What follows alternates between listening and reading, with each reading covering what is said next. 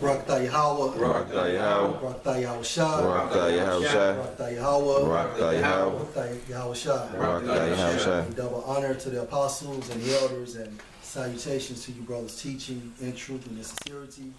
This lesson, we're going to focus on current events. Right, this is from naturalnews.com, and the title says, "Today may be your last chance to sell everything. Every asset will collapse," warns financial analysts. It said, "This is a red alert moment of action for all Natural News readers. For the last 8 years, I've been warning you that the big one is coming from the stock market. I'll tell you that the quantitative easing, i.e. endless money printing, of the central banks was artificially pumping up the markets by flooding the system with fiat currency. I urge you to get out of digital assets by selling stocks and buying real assets that survive a market crash, such as physical gold, foreign land with water, stored food, etc. Today, I'm announcing a red alert warning. The big crash is likely to begin soon after the election, no matter who wins. I'm not the only one who sees this coming either. David Stockman warns both Trump and Clinton could lead to a 25% sell-off," blares a CNBC headline. It says, jump on down. It says, "If we do not start locking people up our government, our way of life in every asset class, the price of all of them is going to collapse. This is not a maybe, this is arithmetic. My analysis, if Trump wins, the stocks take an instant dive, reflecting the fact that corrupt Wall Street banksters realize their money-making scams are going to end under Trump. After so strong government intervention, they will recover and just barely hold together until Trump is inaugurated in January 2017. After that, it's economic doomsday as the central banks deliberately crash the system to blame Trump and call for his impeachment. If Clinton wins, the stocks temporarily surge, triggering a point of ludicrousness on the overbought side. Then as people come to their senses about the runaway evil, the corrupt criminal they just elected, markets plunge into the financial abyss, very likely during Clinton's first 2 years in office. Either way, the horrendously overbought financial markets are headed over a cliff. It's time to get out, or you risk being dragged over the cliff with them." Ecclesiastes 12, yes and no? I just want 1 through 4 on Ecclesiastes 12. Yeah, you got your precept? Go ahead. Ecclesiastes 12. "Remember now the Creator in the day of thy youth, Created. How about Shem Shah? Go ahead. while the evil day come nigh." And right now the evil days are approaching. And what's the evil days, Jacob Trouble? Continue. "Know the years draw nigh, Mm-hmm. but thou should say, I have no pleasure in them." Yeah, and for you people that actually know the truth and you're straddling that fence, you need to make up your mind. You know, because right now, man, we actually in the time frame for game time, man. You know, this shit is about to get real ugly, and that's what the prophet's been prophesying, man, for the past 30 years, so on and so forth. Go ahead. "While the sun or the light or the moon or the stars be not darkened, Mm-hmm. nor the clouds return after the rain, Okay, this is the point.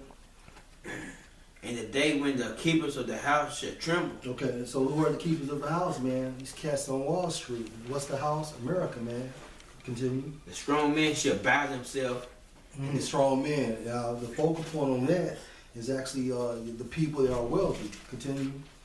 And the ground cease, Yeah, meaning jobs, man. The jobs is going to cease. Continue. because there are few. Mm-hmm. And then Bill Clinton, I forgot what he said. I want to say it's NAFTA. You know, and basically, you know, during his term, he actually started outsourcing jobs to other countries, man. Go ahead. "And those that look out of the window will be dark. Meaning that your future is going to be bleak. Go ahead. The doors shall be shut up in the streets. Yeah, and we see that now, but it's only going to get worse, man. Continue. When the sound of grinding is low, Meaning that's going into your job opportunities. Go ahead. he should rise up. He should rise up at the voice of the bird." Right, and what's that symbolizes? Basically, when you hear the birds chirping, that's early in the morning, man. Getting up, trying to find work. Continue. "And all the daughters of music Mm-hmm. shall be brought low. Right, and so just from a rap point of view, we went from like Tupac to fucking Soulja Boy and Lil Yachty or some shit, man. All right, another precept. I got that man, the strong. Where it say the strong man should buy himself. I got the strong man in Hebrew, and I got the bow. Okay, go ahead.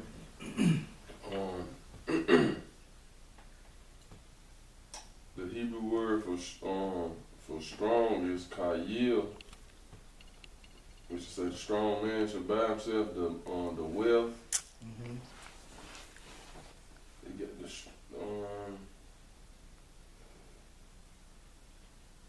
the riches, the power, which I'm gonna get the I'm gonna go to the where it say should buy themselves. Because it can be symbolic for a person who's wealthy, and also it can be symbolic for a warlike person, like a mighty man. It said ornament too. It said ornament. It's twofold. This bow though, the Hebrew word is avath. It says shall bow themselves, which is a lot of definitions. I'm gonna get the main ones to overthrown, to be turned upside down. Right. So that's what's going to happen to this system, man. If you have no fucking job opportunities, man, and if the grinders are low, then at the time frame, what is that symbolic for? That basically there's no work in America, man. And it's not only going to affect the poor, it's going to affect the so-called wealthy people as well, man, if they're still within this system. Now, a lot of these cats, they have sins, like Johnny Depp. I think he has moved out, and he doesn't accept money to make movies unless it was in euros, man. So you have some people that have money that understand what's going on, and then you have a lot of the wealthy people, they're moving to Singapore, so on and so forth, man. And Samuel Jackson came out and said, if Trump wins, he moving to Africa. And I think Snoop said he was moving to Canada. Yeah. Right. But hey, that ain't gonna save none of them, man. Right. You know, it ain't gonna, because when America economy go down, all those economies that's tied in with America, they gonna go down too, man. Right. You know, so that's not gonna save them, man. Just show the blindness of our people, man. You know. It's kind of like the point Yasha made, like when Great Britain was leaving the Brexit. You know, like you said, it's kind of like LeBron James fucking leaving Cleveland Cavaliers. Same thing with America, man. America is a so-called powerhouse, man. You know? Okay, quick. I'm going to read this little part right here back to the article. It says, goodbye public pensions. What this means, of course, is that your public pension is going to go bankrupt or lose a vast majority of its holdings. Tens of millions of retired government workers, teachers, professors, police officers, firefighters, and more are going to wake up one day and find out they've been royally screwed by the very system they once fought to protect. A quick precept for that one. Okay. Isaiah 30:1. Woe to the rebellious children, said the Lord. Yeah, and that's the rebellious children is actually talking to the nation of Israel as a whole, man. Go ahead. And take counsel, but not of me. Because basically, you know, you go meet with these financial advisors, you know, in your 20s and your 30s, or you people that are close to retirement age, and you're trying to set up their next gear in life, man. Go ahead. And that cover with a covering, but not of my spirit. Right, because basically, man, what you believe in this American system, man, dealing with the indoctrinations of, you know, the philosophy, so on and so forth, that's not of Yahweh Bashem Al-Shai, man. Good. Y'all want to step in too. That they may add sin to sin. Right, and you add sin to sin, man, because you're continuously breaking the law, man. Go ahead. That walk to go down to Egypt and have not ass in my mouth. And when you believe in this system, man, you're walking into Egypt, man. And then who's the mouth? The mouth is the prophets, man. And you have the prophets telling you you need to go this way, but you want to go that way. Yeah. You were supposed to be voting for another person that's not of your nation. That's in Deuteronomy the 17th chapter, man. To strengthen themselves in the strength of Pharaoh, and to trust in the shadow of Egypt. Believing in the system, man. Believing once you put in 25, 30 years, you can live happily ever after, man. But the brother just stated, man, according to that article, man, you're going to have a rude awakening, man. You don't put your whole life and put all your effort in this system, man. You believe in a fucking building that's actually going down, man. It's good by how people are supposed to be voting for another person of another nation. Isaiah 33:22. For the Lord is our judge, the Lord is our lawgiver, the Lord is our king, he will save us. And Yahweh Shem Ashai is our Lord. He's going to save us via his son Yahweh Shai, man. This is Revelation chapter 6, verse 4. It said, and there went out another horse that was red, and power was given to him that sat thereon to take peace from the earth. And that's Esau all day, man. Go ahead. And that they should kill one another, and there was given unto him a great sword. And that's what this man, what's that sword, man? Right now, basically, his military, his media, you know, his technology, you know, all of this can be used to put you to death. Pharmaceutical companies, you know, this guy is a wicked scientist, man. Go ahead. And when he had opened the third seal, I heard the third beast say, come and see. And I beheld, and lo, a black horse, and he that sat on him had a pair of balances in his hand. Verse 6. And I heard a voice in the midst of the four beasts say, a measure of wheat for a penny, and 3 measures of barley for a penny. And see thou hurt not the oil and the wine. You heard about the let me read it again. And it says, verse 6, and I heard a voice in the midst of the four beasts say, a measure of wheat for a penny. Right, go ahead. And 3 measures of barley for a penny. Right, so this basically going into how the collapsing of the dollar, man. The prices of everything gonna rise, man. You know, because go ahead, I'll keep going.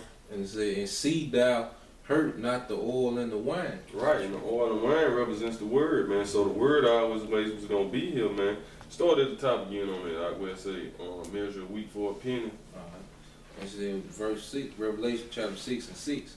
And I heard a voice in the midst of the four beasts say, a measure of wheat for a penny. Right, so going back to the scripture, the brother read, this the mouth of the Lord, man. But our people ain't looking to the scriptures for the answers, man.